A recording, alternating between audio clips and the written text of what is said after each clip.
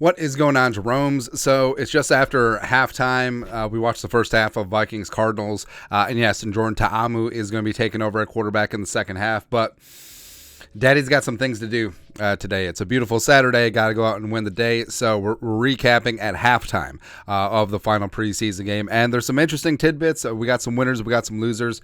Vikings who did not play today from our friend Vikes Insider. So a lot. Basically the ones and a majority of the twos. And also you can glean some fringe guys who did not play, potentially making the roster. So it's good news. Also, the fact that Ivan Pace Jr. didn't play, number one, well, obviously he's making the 53, but I think he's going to start. I think that really does say a lot. Also, guys like, Joanne Williams, sitting the final preseason game. Jonathan Bullard, I think that does say a lot about how the Vikings do see them. Oh, I also like Brandon Powell sitting while Jalen Reagor played. I think that does say a lot. And starters for Jaren Hall, McBride, Reagor, Jackson, Muse, and Sims. The second team offensive line actually did pretty good until some subs came in.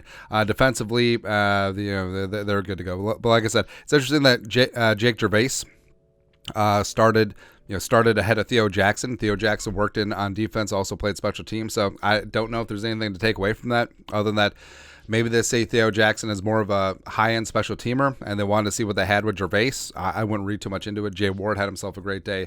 Blah, blah, blah, blah, blah, blah, blah. All right, so let's get in. Winners and losers. Winner number one, carry on my Jay Ward son. So free rusher, strip sack. Brian Flores not effing around, and it was beautiful, man. Clayton Tune got tuned up. Also, Jay Ward had 4 tackles in the first half, 2 passes broken up, and he looked really good. Where I think that the Vikings are going to have an interesting decision to make, because do they keep 6 safeties on the 53? I don't think that's feasible, but do they keep 5 and then Theo Jackson on the practice squad? I think that's more palatable and more possible at this point. Then quarterback Jaren Hall. So he looked really comfortable out there, where we had floated the idea of playing with the first team offensive line, but hell, second team is just as good, where they sat Nick Mullins and Jaren Hall got to work with the 2s, where he'd been working with the 3s for the most part the first 2 preseason games where he was running for his life. But he looked comfortable, got the ball out quick, lets his receivers make a play after the catch. He's got good movement. He's really good at manipulating the pocket. Eyes are downfield, looking to make a play.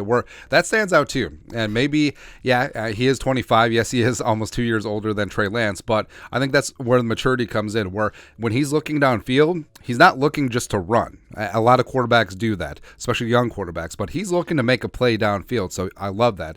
But he was 10 of 16 for a $127 and a touchdown, a 108.1 quarterback rating. Also 4 carries for 15 yards. He's 3 of 4 for 44 on the opening drive that culminated with the Wayne McBride rushing touchdown, and had some really nice balls on the 2-minute drill.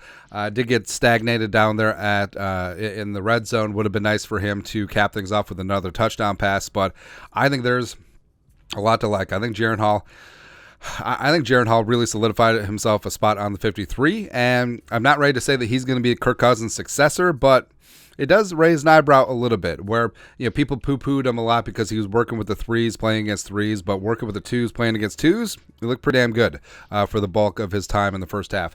Winner number 3, running back to Wayne McBride. So McBride needed this, because I think that there was a chance that he would not make the 53, but he showed the wiggle, he showed the balance, he showed vision, he showed the bounce, he showed everything that makes him an intriguing prospect. Now, he's not a burner, like he's not a running back with explosiveness and burst, but he is rock solid, man, showing off the traits. 4 for 26 and a touchdown, 4.3 yards per carry. I think he's the first Vikings running back this preseason who's averaging more than 4 yards a carry, which it's kind of great. So all that's in the first half. Nick Muse had a nice catch for 16 and also drew a defensive holding. Jalen Reagor had a pair of catches early on, so it's good to see him operating where I don't think that his 53 spot is solidified, as evidenced by him playing and Brandon Powell sitting, but he did good. Abram Smith caught a touchdown on Spider 2 Y Banana. Sheldon Day is going to make it very tough for the Vikings to let him go. But pass broken up, got some good pressures as well. Had a sack and pressures last week. So Sheldon Day, he plays like a 7-year veteran, which he is, the pride of Notre Dame. Jake Gervais. So Jake Gervais, the safety from Iowa, He's been here for like 2 seconds. Former Los Angeles Ram, mainly a special teamer, but he started over Theo Jackson, and he in the first half he led the team in tackles with 5. And there's a whole thing about he seems to be following the ball well. Seems to do good in coverage. He rallies to the ball, and it's a lot of good traits. I think that he is a relatively solid player. It's sort of unfortunate that he had to wait this long to get onto a 90-man, but I mean, would it shock me if he makes the practice squad? Not too badly, but we'll see. Primarily as a special teamer. Benton Whitley getting pressures all over the place. That motor, it's really hard not to like him. And again, it's going to be another tough decision as the Vikings are pretty stacked at edge rusher. But I think Whitley may have pushed himself onto the practice squad at least. And then you got Jaquelin Roy. So Jaquelin, the rookie 5th-round pick out of LSU, man-sized strength, and yes, it is against the Cardinals' backups, but he showed that he belonged. Where he had a great week of practice. He had missed the first 2 preseason games, but collapsing and getting pressures and heat and just doing really well. Cornerback C.J. Colden Jr., great play on Davion Davis, good read and react there. Ross Blacklock, former number 40 overall pick, man. He got himself a sack, and I think that he is firmly on the roster bubble, but that certainly helps. Winner number 13. So I love the play calling rotation where, Kevin O'Connell, he's very selfless, and he really wants to help his assistants rise up and get those jobs. Hence why all the coordinators each have their own press conference every week. Now, a lot of head coaches don't do that, but being able to communicate to the media is a big part of being a head coach. So I like seeing Phillips and Flores, well, obviously Flores, but also Matt Daniels out there as well.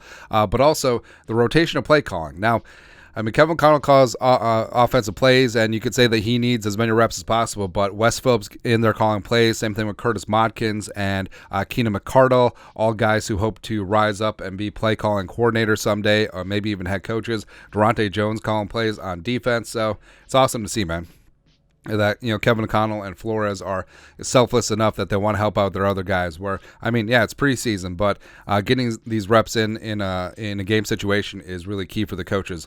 Then 2-minute drill winners. So Blake Prohl, 3 catches for 30 yards on 3. Where voice of an angel has had himself kind of a rough go of it in training camp and so far in preseason, but he finished strong at the end. Ben Sims may have played himself into a practice squad spot. So a couple good blocks as well as a nice grab for 15. Also, a little bit of shimmy, a little bit of wiggle after the catch too. Tristan Jackson, nice grab for 19. He almost had that one on the sideline. Oh, by the way, so for Jaren Hall, 2 weeks in a row, he had this beautiful drop in the bucket, deep left corner throw that his receivers just didn't come up with. Last week it was Thayer Thomas. This week it was Tristan Jackson. But he's got great touch and he's very accurate, and that's something that you can work with. Unfortunately, the losers. So special teams, personnel, communications. Now, since there was a lot of players sitting out, and there was a lot of changes on special teams, the Vikings did get a delay a game on the first PAT, confusion of who was supposed to be out there. Oli Udoh, got the bulk of the blame, but maybe he just ran out there because they saw that they had 10 men. Maybe it was on Allen Ali, who really knows, but yeah, there's some issues there. Jackson and Booth had a miscommunication, allowed a big gain for the tight end down the seam. Jaren Hall, Abram Smith, a miscommunication on 3rd and 2. They each went a separate direction, which, I don't know, evens and odds, you can't really have that at this point. Thayer Thomas, ay Dios mío. Pride of NC State, you were the chosen one, man. So he had the second muff punt of preseason, and he got rocked in it too, so it was not good. Josh Sokol, illegal man downfield, and also the 13 offensive line, subbing in with Williams and DeLauro and Sokol. You could just see that the pressure instantly changed, and Jaren Hall was getting shelled before 2-minute drill. So sort of is what it is in that spot. But that's it. That's winners and losers from the first half of the final preseason game. And I'm not going to watch the second half. I got stuff to do, man, and so do you. Go live your life. So live your life. That's right. But until next time, Skull Production Value.